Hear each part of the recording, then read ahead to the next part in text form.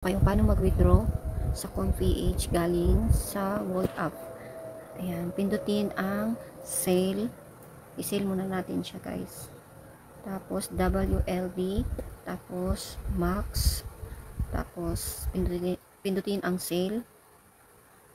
Tapos confirm. Ayan, check details successful. Tapos back natin, tapos pwede na natin siyang i-withdraw. Ayan, withdraw. Cash out. Tapos GCash. Tapos max. Tapos next. Tapos pindutin natin yung pangalan ng GCash at GCash number. Ayan. Ayan na. Tapos magsisend na siya, guys. Ayan. Confirm. Ayan. Tapos lagyan natin yung code.